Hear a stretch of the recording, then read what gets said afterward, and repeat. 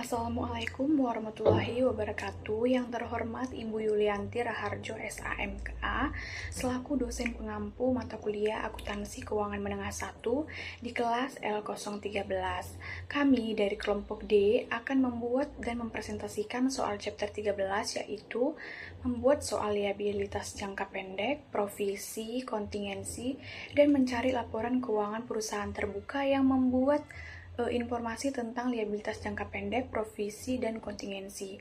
Kemudian dijelaskan apa saja yang termasuk ke dalam liabilitas jangka pendek, provisi, kontingensi dari perusahaan tersebut. Sebelumnya, izinkan kami dari kelompok D memperkenalkan diri terlebih dahulu. Saya Lewi Agresis Manik dengan NPM akhir 107, ada Rizka Ananda NPM akhir 090, Amoy Puntriyanti NPM akhir 103, Nadia Alkifetia Pramesti NPM akhir 329, dan Akmal Rizky Adi Pramana NPM akhir 382. Baik, di sini saya membuat soal liabilitas jangka pendek, yaitu PT Elektronik Jaya mulai menjual produk mesin cuci baru pada tanggal 1 Juli 2026. Selama tahun 2026, perusahaan berhasil menjual 150 unit mesin cuci dengan harga 6 juta per unit secara tunai. Nah, setiap produk diberikan garansi selama 1 tahun untuk perbaikan dan penggantian suku cadangan apabila terjadi kerusakan.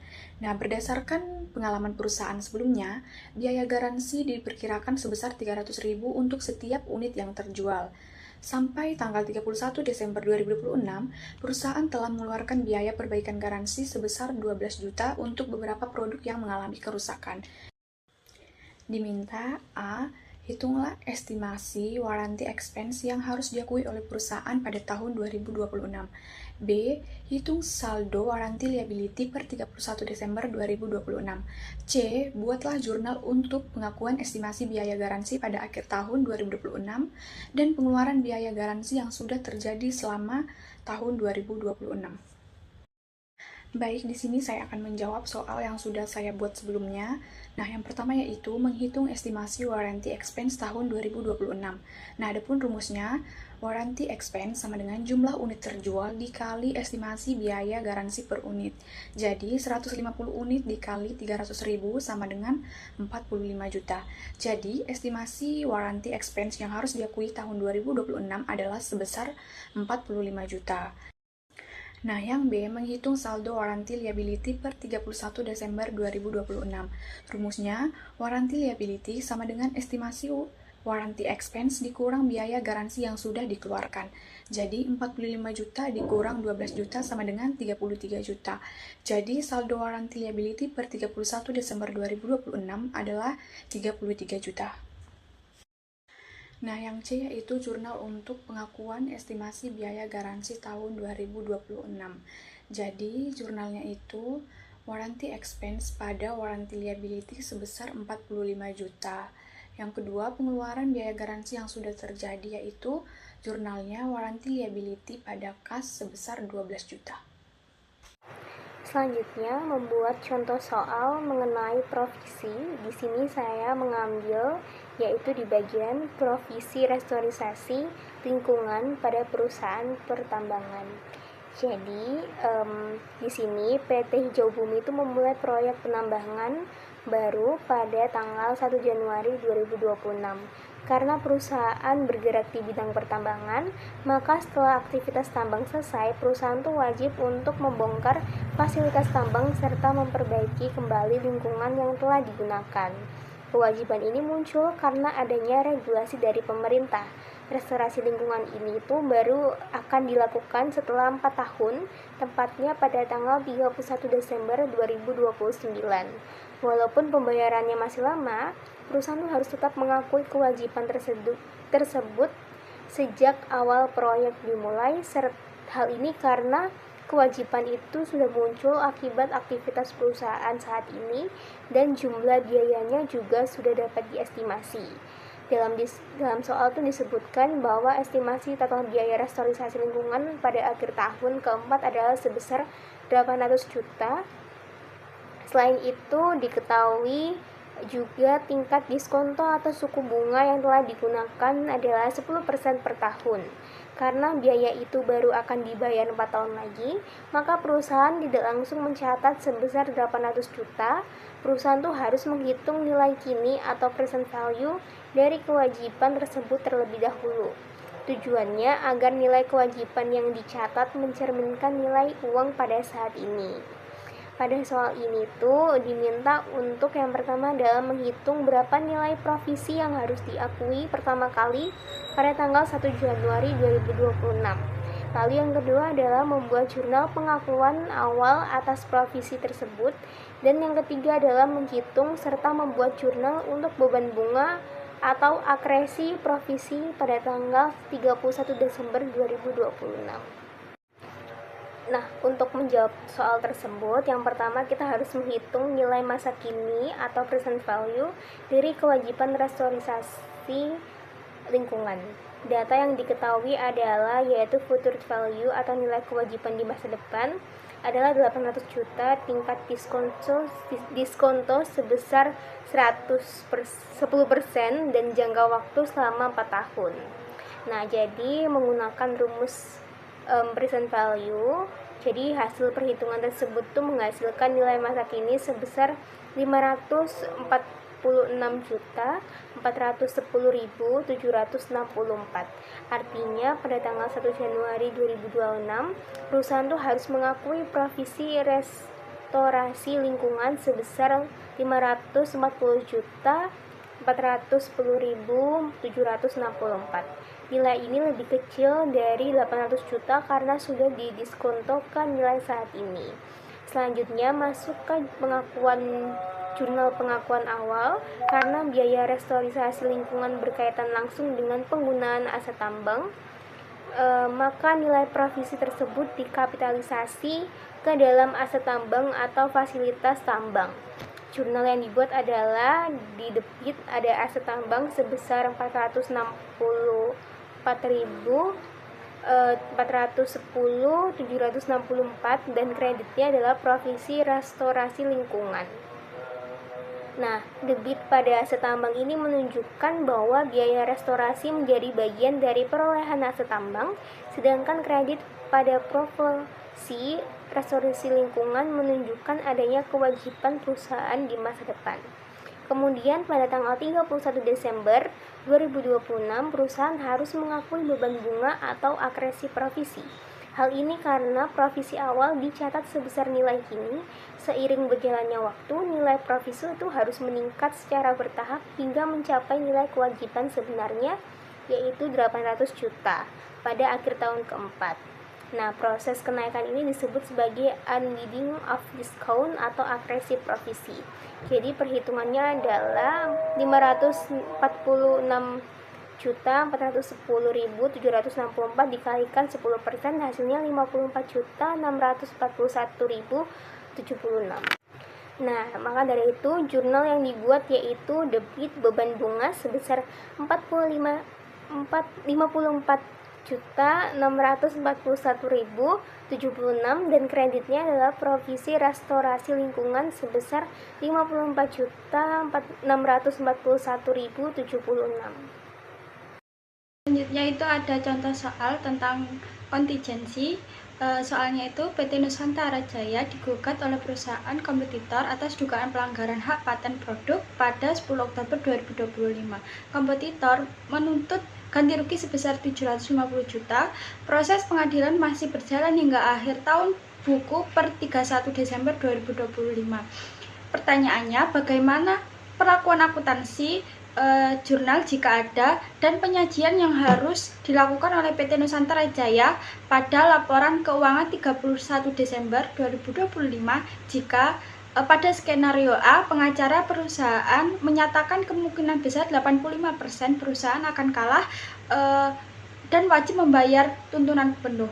Yang skenario B pengacara menyatakan kemungkinan kalah hanya 40%, cukup mungkin karena bukti kompetitor lemah.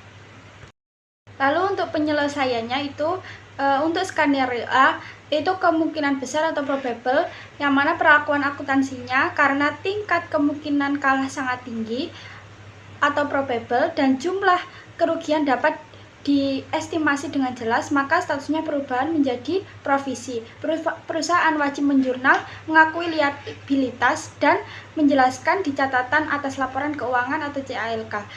Lalu jurnal penyesuaian pada 31 Desember 2025 itu beban kerugian litigasi atau hukum sebesar 750 juta itu di debit. Lalu untuk kreditnya itu ada provisi atas gugatan hukum sebesar 750 juta. Lalu yang skenario B itu cukup mungkin atau possible, yang mana perlakuan akuntansinya itu kemungkinan kalah di bawah 50%, possible, maka ini dikategorikan sebagai liabilitas kontingensi, yang mana jurnalnya itu tidak ada dan penyajiannya itu perusahaan hanya wajib mengungkapkan detail kasus ini di catatan atas laporan keuangan atau CALK yang isinya menjelaskan tentang sifat gugatan dan estimasi dampak finansialnya sebesar 750 juta tadi tanpa memasukkan angka tersebut ke dalam neraca atau laporan posisi keuangan. Baik, selanjutnya yaitu cari laporan keuangan perusahaan terbuka yang memuat informasi tentang liabilitas jangka pendek, provisi, dan kontingensi. Kemudian jelaskan apa saja yang termasuk ke dalam liabilitas jangka pendek, provisi, dan kontingensi dari perusahaan tersebut. Nah, jadi yang pertama ini ada liabilitas jangka pendek atau kewajiban lancar. Nah, pada PT Astra International Tbk, komponen ini memenuhi kewajiban operasional harian yang akan jatuh tempo dalam waktu kurang dari 1 tahun. Yang termasuk di dalamnya adalah yang pertama ada utang usaha. Nah, utang usaha di sini yaitu kewajiban Astra kepada pabrikan atau pemasok atas pembelian suku cadang otomotif, unit kendaraan atau bahan baku yang belum dibayar tunai. Selanjutnya ada pinjaman jangka pendek. Nah, pinjaman jangka pendek di sini itu utang kepada bank atau lembaga keuangan yang ditarik oleh Astra untuk keperluan modal kerja. Misalnya pembiayaan persediaan dealer dan harus dilunasi dalam 12 bulan. Selanjutnya ada utang pajak. Utang pajak di sini itu kewajiban pajak perusahaan yang harus segera disetorkan ke kas negara, seperti pajak penghasilan atau PPh di pasal 21, pasal 29 dan pajak pertambahan nilai PPN. Nah, yang terakhir ada beban akrual. Beban akrual di sini yaitu biaya-biaya yang sudah terjadi namun tagihannya belum dibayar pada tanggal pelaporan neraca, seperti gaji karyawan bulan Desember yang dibayar awal Januari, tagihan listrik pabrik, dan bunga pinjaman bank yang masih berjalan. Selanjutnya yang kedua ada provisi atau ketentuan. Nah, sebagai perusahaan yang menjual produk manufaktur dan kendaraan, Astra harus mengakui provisi atau cadangan kewajiban yang jumlah dan waktunya belum pasti namun kerugiannya besar kemungkinan terjadi. Nah, yang termasuk di dalamnya yaitu yang pertama ada provisi garansi atau ketentuan garansi. Nah, Astra memberi garansi servis atau suku cadang untuk mobil dan motor yang dijual. Perusahaan menggunakan data historis untuk mengestimasi berapa banyak pelanggan yang akan mengklaim garansi tersebut di masa depan dan mencatat estimasi biayanya sebagai provisi garansi di neraca saat ini. Selanjutnya ada ketentuan imbalan kerja. Nah, ketentuan imbalan kerja di sini itu estimasi kewajiban perusahaan untuk membayar pesangon, uang penghargaan masa kerja, dan uang penempatan hak bagi karyawan di masa depan sesuai dengan Undang-Undang Ketenagakerjaan. Selanjutnya yang ketiga ada kontingensi atau liabilitas kontingensi. Nah, kewajiban ini tidak dicatat dalam bentuk angka di laporan posisi keuangan atau neraca, melainkan hanya dijelaskan secara naratif di dalam catatan atas laporan keuangan CALK. Karena tingkat kejadiannya belum pasti, pada PT Astra International Tbk ini biasanya meliputi berbagai macam. Yang pertama ada sengketa pajak atau tax assessment, yaitu anak-anak perusahaan Astra terkadang mendapat surat ketetapan pajak dari otoritas yang dinilai tidak sesuai, sehingga mereka mengajukan persetujuan atau banding ke pengadilan pajak. Selama belum ada keputusan inkrah dan manajemen yakin posisi hukum mereka kuat, kemungkinan kalahnya kecil. Nilai perdebatan ini dinyatakan sebagai kontingensi. Selanjutnya ada perkara hukum komersial. Nah, di sini yaitu tuntutan perdata dari pihak ketiga, misalnya penyelesaian lahan perkebunan di anak usaha agribisnis atau penyelesaian kontrak bisnis. Jika penasihat hukum internal menilai Astra tidak memiliki kewajiban untuk membayar kerugian tersebut, maka informasi gugatan ini hanya diungkapkan sebagai kontingensi hukum.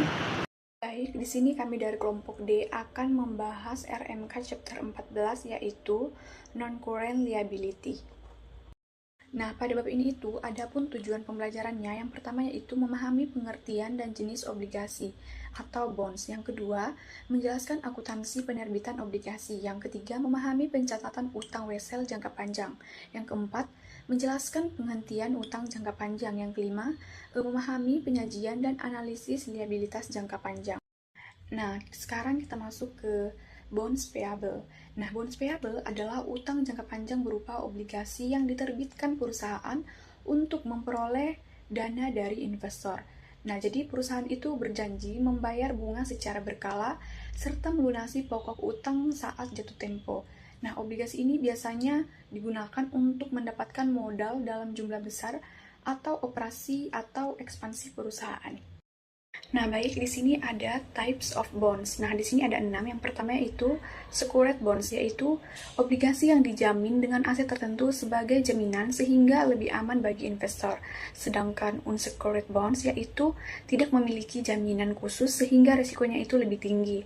Nah, yang kedua term bonds yaitu obligasi yang dilunasi sekaligus pada satu tanggal jatuh tempo. Sedangkan serial bonds yaitu dilunasi secara bertahap dalam beberapa periode. Nah, yang ketiga callable bonds yaitu memberikan hak kepada perusahaan untuk menebus kembali obligasi sebelum tanggal jatuh tempo jika dianggap menguntungkan. Yang keempat, convertible bonds adalah obligasi yang dapat ditukar menjadi saham perusahaan dalam periode tertentu.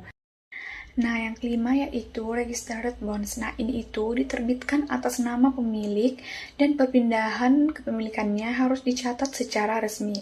Sementara itu, bearer bonds tidak mencantumkan nama pemilik sehingga mudah dipindah tangankan. Yang keenam yaitu income bonds, yaitu obligasi yang bunganya itu dibayar hanya jika perusahaan memperoleh laba, serta revenue bonds yang pembayaran bunganya itu berasal dari sumber pendapatan tertentu. Nah, baik, selanjutnya yaitu issuing bonds. Nah, ini itu penerbitan obligasi yang dilakukan melalui kontrak yang disebut bond indenture. Nah, obligasi itu diterbitkan untuk memperoleh dana dari banyak investor. Nah, dalam prosesnya, perusahaan itu sering bekerja sama dengan investment bank atau underwriter untuk membantu menjual obligasi kepada publik.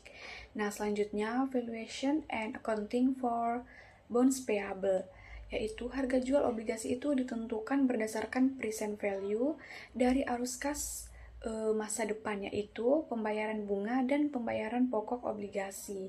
Nah, adapun nilai obligasi itu dipengaruhi oleh tingkat bunga pasar, resiko perusahaan, kondisi ekonomi, dan jangka waktu obligasi. Jadi, tingkat bunga pasar itu berubah, maka obligasi juga berubah. Nah, selanjutnya bond issue at par. Jadi, obligasi dijual at par, yaitu jika tingkat bunga pasar sama dengan tingkat bunga yang tercantum pada obligasi. Nah, dalam kondisi ini, harga jual obligasi itu sama dengan nilai nominalnya. Jadi, investor itu memperoleh tingkat keuntungannya yang sama dengan state rate obligasi. Nah, selanjutnya yaitu bond issue at discount or premium. Nah, jadi diskon itu terjadi ketika obligasi dijual di bawah nilai nominal karena market rate-nya itu lebih tinggi daripada state rate-nya. Sedangkan premium terjadi ketika obligasi dijual di atas nilai nominal karena market rate-nya itu lebih rendah daripada state rate-nya. Nah, hubungannya, jika market rate-nya naik, maka harga obligasinya turun. Jika market rate-nya turun, maka harga obligasinya yang naik. Jadi, investor itu memperhatikan effective yield atau tingkat keberuntungan sebenarnya dari obligasi tersebut. Selanjutnya adalah 100-year bond dan perpetuity bond. Jadi 100-year bond ini adalah obligasi atau surat utang yang memiliki jangka waktu hingga 100 tahun. Artinya perusahaan atau pemerintah yang menerbitkan obligasi ini tuh baru akan mengembalikan pokok utangnya setelah 100 tahun sejak obligasi diterbitkan. Karena jangka waktunya itu sangat panjang, obligasi ini termasuk ke dalam obligasi jangka panjang atau long-term debt. Beberapa perusahaan besar dan negara itu pernah menerbitkan obligasi seperti ini, contohnya seperti Electric Difference, Walt Disney Company, dan Coca-Cola. Selain itu, perusahaan negara seperti Irlandia dan Meksiko juga pernah menerbitkan obligasi 100 tahun untuk memperoleh pendanaan jangka panjang. Investor seperti dana pensiun dan perusahaan asuransi tertarik membeli obligasi ini karena mereka memiliki kewajiban jangka panjang. Dengan begitu, obligasi 100 tahun itu dapat membantu menyesuaikan aset dan kewajiban atau yang disebut asset liability mismatch. Selain itu, investor juga dapat memperoleh pembayaran kupon dalam jangka waktu yang sangat lama. Beberapa obligasi memiliki fitur call option, yaitu hak bagi penerbit untuk melunasi obligasi lebih cepat sebelum jatuh tempo. Contohnya seperti obligasi Disney yang diterbitkan tahun 1993, sebenarnya jatuh tempo pada tahun 2093, tetapi sudah dapat dilunasi sejak tahun 2023. Selanjutnya, effective interest method. Metode ini digunakan untuk menghitung amortisasi diskonto maupun premium obligasi berdasarkan tingkat bunga efektif. Dalam metode ini, perusahaan itu tidak hanya membayar bunga sesuai kupon obligasi, tetapi juga harus memperhatikan selisih antara harga penerbitan obligasi dan nilai nominalnya. Jika obligasi tersebut diterbitkan dengan diskonto, berarti harga jual obligasi itu lebih rendah dari nilai nominalnya. Akibatnya, beban bunga akan meningkat selama masa obligasi. Sebaliknya, jika obligasi diterbitkan dengan premium, maka beban bunga akan menurun. Pada metode ini, langkah pertama adalah menghitung bond interest expense dengan mengalihkan nilai buku obligasi atau carrying value dengan tingkat bunga efektif. Setelah itu, perusahaan membandingkan beban bunga dengan bunga kas yang dibayarkan setelah menentukan jumlah amortisasi, diskonto, atau premium. Selanjutnya adalah obligasi yang diterbitkan dengan diskon atau diskonto serta penggunaan effective interest method. Dalam contoh ini, obligasi normal sebesar 100.000 euro diterbitkan pada tanggal 1 Januari 2022 dan akan jatuh tempo pada tanggal 1 Januari 2027. Obligasi ini memiliki bunga kupon sebesar 8% per tahun dan pembayaran bunga dilakukan setiap 6 bulan, namun tingkat bunga pasar atau effective yield saat itu adalah 10%. Karena tingkat bunga pasar itu lebih tinggi dibanding bunga obligasi, investor itu menganggap obligasi ini tuh kurang menarik jika dijual pada nilai nominal. Oleh karena itu, perusahaan harus menjual obligasi di bawah nilai nominal atau yang disebut bond issued at a discount. Harga jual obligasi menjadi 92.278 euro sehingga menghasilkan diskon sebesar 7.722. Harga jual obligasi itu diperoleh dari hasil perhitungan present value pokok yang sebesar 61.391 dan present value pembayaran bunga sebesar 30.887. Jika dijumlahkan, hasilnya akan menjadi 92.278. Selanjutnya, diskon itu diamortisasi menggunakan effective interest method. Pada metode ini, beban bunga itu dihitung berdasarkan nilai tercatat obligasi dikalikan tingkat bunga efektif pasar, yaitu 10%. Setelah itu, beban bunga dibandingkan dengan bunga kas yang dibayarkan perusahaan. Selisih antara keduanya akan menjadi amortisasi diskon. Karena diskon diamortisasi setiap periode, nilai tercatat obligasi akan terus meningkat sedikit demi sedikit hingga akhirnya mencapai nilai nominal 100.000 pada saat jatuh tempo. Lalu, obligasi yang diterbitkan dengan premium serta bunga akrual atau accruing interest. Obligasi premium itu terjadi ketika tingkat bunga obligasi itu lebih tinggi dibanding tingkat bunga pasar. Dalam kasus ini, nilai nominal obligasi sebesar 100.000 euro dengan bunga obligasi 8%, sedangkan tingkat bunga pasar hanya 6%. Karena bunga obligasi itu lebih besar dibanding bunga pasar, investor menjadi lebih tertarik sehingga bersedia membeli obligasi dengan harga yang lebih tinggi daripada nilai nominal. Akibatnya, harga jual obligasi itu menjadi 108.530 dan menghasilkan premium sebesar 8.530. Nilai tersebut diperoleh dari present value nilai nominal sebesar 74.409 ditambah present value pembayaran bunga sebesar 34.121. Amortisasi premium juga dihitung menggunakan effective interest method. Pada obligasi premium, beban bunga yang dihitung menjadi lebih kecil dibanding bunga kas yang dibayarkan perusahaan. Selisih antara keduanya dicatat sebagai amortisasi premium. Berbeda dengan diskon yang membuat nilai tercatat meningkat, pada premium nilai tercatat obligasi akan terus menurun hingga mencapai nilai nominal saat jatuh tempo. Selain itu, juga dijelaskan mengenai accruing interest atau bunga akrual. Bunga akrual adalah bunga yang sudah menjadi beban perusahaan tetapi belum dibayar pada akhir periode laporan keuangan. Dalam contoh, perhitungan Januari sampai Februari 2022, interest akrual dihitung sebesar 1.333 dan premium amortis sebesar 248 euro. Dari perhitungan itu diperoleh interest expense atau beban bunga sebesar 1.085. Jadi, baik obligasi diskon maupun premium menggunakan metode bunga efektif agar pencatatan beban bunga dan nilai tercatat obligasi menjadi lebih akurat selama umur obligasi. Selanjutnya, lanjutan dari jurnal penyesuaian, amortisasi premium lanjutan, dan bonds issue payment interest stats. Jadi, pada bagian jurnal penyesuaian, perusahaan itu mencatat interest expense sebesar 1.085.33 sebagai beban bunga yang harus diakui pada periode tersebut. Kemudian terdapat interest payable sebesar 1.333 yang menunjukkan bunga yang sudah menjadi kewajiban perusahaan tetapi belum dibayar. Selain itu, terdapat amortisasi premium sebesar 248 yang digunakan untuk mengurangi nilai premium obligasi secara bertahap. Proses ini dilakukan karena obligasi sebelumnya diterbitkan di atas nilai nominal atau premium.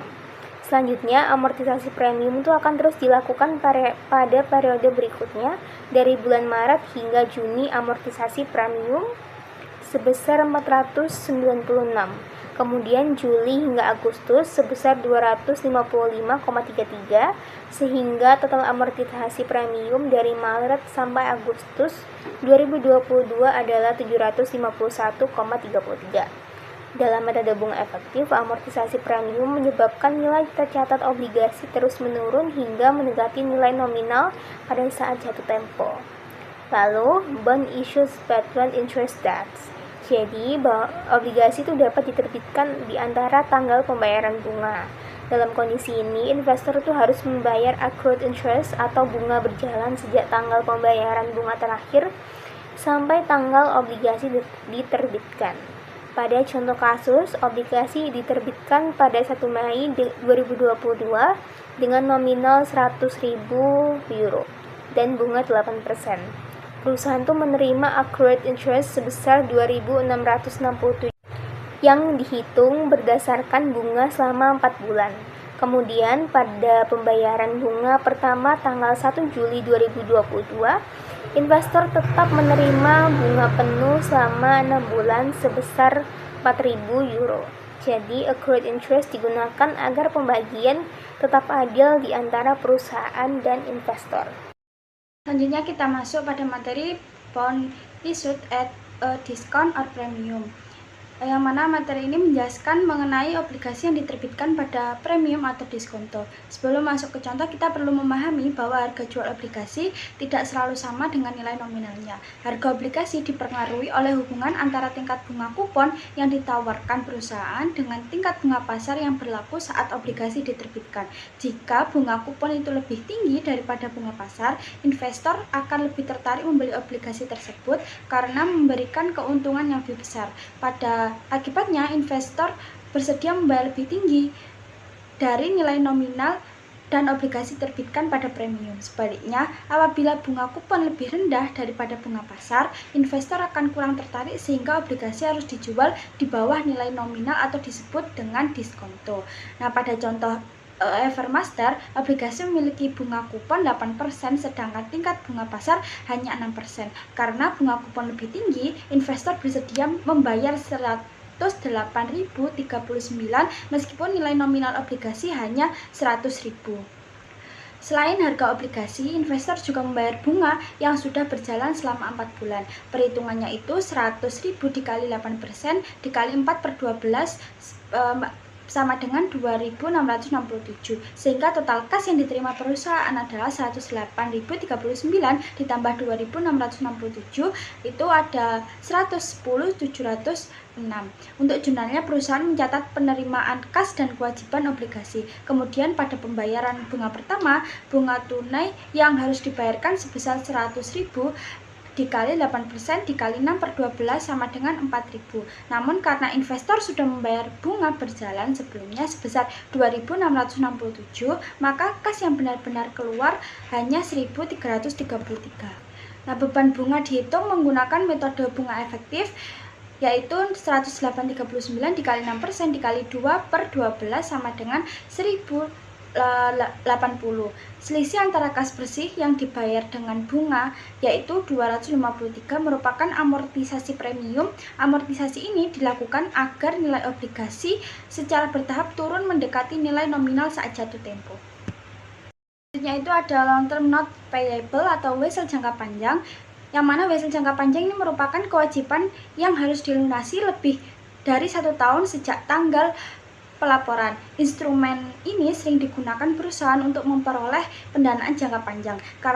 Karakteristik wesel hampir sama dengan obligasi karena memiliki nilai pokok, tingkat bunga, dan tanggal jatuh tempo tertentu. Yang membedakan adalah bentuk dan penggunaannya. Obligasi biasanya diterbitkan kepada banyak investor, sedangkan wesel seringkali melibatkan pihak tertentu seperti bank atau kreditur. Dalam akuntansi, wesel tidak langsung dicatat berdasarkan nilai yang akan dibayar di masa depan, tetapi berdasarkan present value atau nilai sekarang dari arus kas masa depan tersebut. Apabila bunga kontrak berbeda dengan bunga pasar, maka akan timbul premium atau diskonto yang harus diamortisasi selama umur wesel menggunakan metode bunga efektif. Lalu kita akan tentang note issued at face value, yaitu membahas tentang wesel yang diterbitkan pada nilai nominal atau face value. Hal ini jadi karena tingkat bunga kontrak sama dengan tingkat bunga pasar. Karena keduanya sama, investor atau kreditur menganggap wesel tersebut memiliki nilai yang wajar sehingga tidak diperlukan premium atau diskonto. Pada contoh Scandinavian Import, perusahaan menerbitkan wesel 3 tahun sebesar 10.000 dengan tingkat bunga 10%. Karena bunga pasar juga 10%, maka perusahaan menerima kas tersebut 10.000 dan mencatat wesel sebesar 10.000. Lalu untuk jurnal penerbitan itu debit cash sebesar 10.000, lalu credit notes payable itu sebesar 10.000. Bunga yang harus dibayar setiap bulannya dihitung dengan rumus 10.000 dikali 10% sama dengan 1.000. Sehingga jurnal pembayaran bunga adalah debit interest expense sebesar 1.000 dan credit cash sebesar 1.000. Karena tidak ada premium atau diskonto, pencatatannya menjadi paling sederhana dibandingkan contoh lain. Ada notes not issued at face value, yang mana ini wesel yang diterbitkan tidak pada nilai nominal. Hal ini terjadi karena terdapat perbedaan antara bunga kontrak dan bunga pasar. Akibatnya nilai sekarang wesel tidak sama dengan nilai nominalnya. Terdapat 2 jenis, yaitu zero interest bearing notes dan interest bearing note. Yang pertama itu ada zero interest bearing note, yang mana pada contoh Turtle Cove Company, perusahaan menerima kas sebesar 7.721,80 tetapi harus membayar sebesar 10.000 saat jatuh tempo. Selisihnya itu sebesar 10.000 dikurangi 7.721,81, yang mana menghasilkan 2.278,20. Meskipun tidak ada pembayaran bunga secara berkala, sebenarnya unsur bunga sudah terkandung dalam diskon tersebut. Lalu untuk jurnal penerbitannya itu debit cash sebesar 7.721,80, lalu kredit notes payable itu sebesar 7.721,80.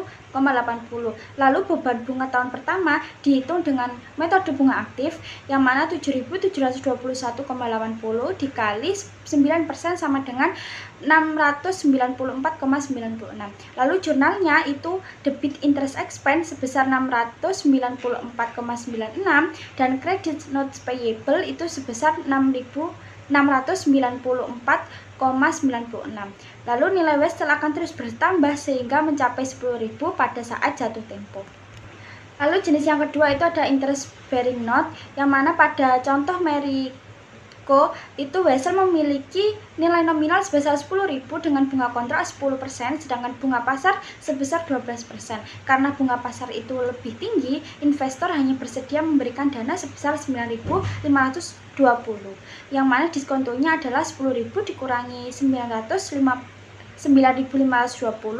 itu hasilnya 480. Lalu jurnal penerbitannya itu ada debit cash sebesar 9.520 dan credit notes payable itu 9.520, sehingga beban bunga efektif dihitung sebesar 1.142, sedangkan bunga kas yang dibayar hanya 1.000. Dan selisihnya itu sebesar 1.142 dikurangi 1.000 sama dengan 142. Ini merupakan amortisasi diskonto, yang mana amortisasi ini dilakukan agar nilai wesel secara bertahap meningkat sehingga mencapai nilai nominal pada saat jatuh tempo. Lalu kita akan tentang not issued at face value, yaitu membahas tentang wesel yang diterbitkan pada nilai nominal atau face value. Hal ini jadi karena tingkat bunga kontrak sama dengan tingkat bunga pasar. Karena keduanya sama, investor atau kreditur menganggap wesel tersebut memiliki nilai yang wajar sehingga tidak diperlukan premium atau diskonto. Pada contoh Scandinavian Import, perusahaan menerbitkan wesel 3 tahun sebesar 10.000 dengan tingkat bunga 10%. Karena bunga pasar juga 10%, maka perusahaan menerima kas tersebut 10.000 dan mencatat wesel sebesar 10.000. Lalu untuk jurnal penerbitan itu debit cash sebesar 10.000, lalu credit notes payable itu sebesar 10.000. Bunga yang harus dibayar setiap bulannya dihitung dengan rumus 10.000 dikali 10% sama dengan 1.000. Sehingga jurnal pembayaran bunga adalah debit interest expense sebesar 1.000 dan credit cash sebesar 1.000. Karena tidak ada premium atau diskonto, pencatatannya menjadi paling sederhana dibandingkan contoh lain. Baik, selanjutnya itu penentuan suku bunga efektif. Proses imputasi dilakukan saat nilai wajar aset atau jasa atau instrumen utang tidak tersedia di pasar aktif. Nah, yang pertama ada estimasi. Estimasi di sini itu perusahaan mengestimasi suku bunga pasar yang berlaku bagi peminjam serupa. Selanjutnya ada faktor penentu. Nah, faktor penentu di sini itu peringkat kredit atau jaminan, kolateral, dan jangka waktu pembayaran. Selanjutnya ada contoh kasus. Contoh kasusnya di sini adalah Wonderlic PLC, yaitu menetapkan suku bunga pasar 8%, meskipun kupon tertulis hanya 2%. Nah, lebih lengkapnya kita lihat di diagram di samping. Selanjutnya ada pelunasan liabilitas jangka panjang. Nah, itu ada beberapa. Yang pertama ada pelunasan saat jatuh tempo, jika utang dipegang hingga maturitas. Nah, tidak ada laba atau rugi yang diakui. Selanjutnya ada nilai tercatat atau carrying amount sama dengan nilai nominal face value. Selanjutnya ada seluruh premi atau diskon telah diamortisasi secara penuh. Selanjutnya yang kedua ada skenario pelunasan alternatif, kondisi di mana penyelesaian utang lainnya. Yang pertama ada kas, yaitu pelunasan sebelum jatuh tempo menggunakan uang tunai. Selanjutnya ada aset atau sekuritas, yaitu penyelesaian utang dengan mentransfer aset non-kas. Selanjutnya ada modifikasi, yaitu renegosiasi syarat utang dengan kreditur. Dan yang selanjutnya ini yaitu analisis liabilitas korporasi. Studi kasusnya yaitu dari sektor perusahaan terbuka atau TBK. Berdasarkan standar pelaporan keuangan terkini seperti pada PT Astra International Tbk, liabilitas dikelompokkan menjadi 3. Yang pertama komponennya yaitu ada jangka pendek. Jangka pendek di sini yaitu jatuh temponya kurang lebih 12 bulan, utang usaha akrual. Selanjutnya ada provisi. Provisi di sini yaitu kewajiban dengan estimasi andal, garansi imbalan kerja. Selanjutnya ada kontingensi. Kontingensi di sini yaitu kewajiban potensial sengketa hukum hanya di CALK.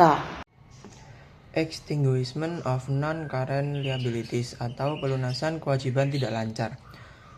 Pelunasan utang dapat dilakukan melalui 3 situasi utama selain pembayaran pada saat jatuh tempo. Yang pertama yakni pelunasan dengan kas sebelum jatuh tempo. Harga yang dibayarkan untuk pelunasan sebelum jatuh tempo disebut harga reacquisition. Pada tanggal reacquisition, nilai tercatat carrying amount utang harus disesuaikan dengan amortisasi premium atau diskonto hingga tanggal tersebut. Nah, selisih antara nilai tercatat bersih dengan harga reacquisition diakui sebagai keuntungan atau kerugian pelunasan di laporan laba rugi. Kemudian yang kedua ada pelunasan dengan pertukaran aset atau sekuritas. Debitur dapat menyelesaikan kewajiban dengan mentransfer aset non-kas seperti properti atau piutang dan atau menerbitkan saham. Debitur mengakui keuntungan sebesar selisih antara nilai tercatat utang dengan nilai wajar aset atau saham yang ditransfer. Selain itu, debitur juga mengakui keuntungan atau kerugian atas pelepasan aset jika nilai wajar aset berbeda dari nilai bukunya. Dan yang terakhir yang ketiga yakni pelunasan dengan modifikasi syarat. Kreditur dapat memberikan konsesi seperti pengurangan suku bunga, perpanjangan tanggal jatuh tempo, atau pengurangan nilai pokok. Menurut IFRS, modifikasi ini diperlakukan sebagai pelunasan utang lama dan penerbitan utang baru yang dicatat pada nilai wajar. Fair value option atau opsi nilai wajar. Perusahaan memiliki opsi untuk mencatat kewajiban tidak lancar pada nilai wajar. Yang pertama yakni pengukuran. Jika opsi ini dipilih, liabilitas dicatat pada nilai wajar setiap tanggal pelaporan dan keuntungan atau kerugian yang belum direalisasi dilaporkan sebagai bagian dari laba bersih. Kemudian yang kedua yakni risiko kredit.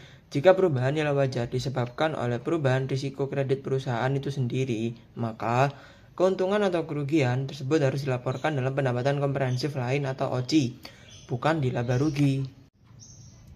Off balance sheet financing atau pendanaan luar biasa. Ini adalah upaya perusahaan untuk meminjam uang sedemikian rupa sehingga kewajiban tersebut tidak tercatat di laporan posisi keuangan. Bentuk umumnya sendiri meliputi penggunaan anak perusahaan non-konsolidasi atau kepemilikan kurang dari 50% dan special purpose entity untuk proyek khusus. Nah, alasannya perusahaan melakukannya untuk meningkatkan kualitas laporan posisi keuangan, mempermudah perolehan kredit dan menghindari batasan dalam kontrak pinjaman. Presentation and analysis atau penyajian dan analisis. Penyajian, kewajiban tidak lancar yang jatuh tempo dalam 1 tahun harus dilaporkan sebagai kewajiban lancar, kecuali jika didanai kembali dengan utang jangka panjang atau dikonversi menjadi saham. Pengungkapan dalam catatan atas laporan keuangan harus mencakup sifat kewajiban, tanggal jatuh tempo, suku bunga, dan aset yang dijadikan jaminan. Analisis rasio. 2 rasio utama untuk mengukur solvenitas jangka panjang adalah yang pertama, debt to asset ratio, mengukur persentase total aset yang disediakan oleh kreditur. Rumusnya yakni total liabilitas dibagi dengan total aset. Kemudian yang kedua, ini ada time interest earned, menunjukkan kemampuan perusahaan untuk membayar bunga tepat waktu. Nah, rumusnya yakni laba bersih ditambah beban bunga tambah pajak penghasilan dibagi dengan beban bunga.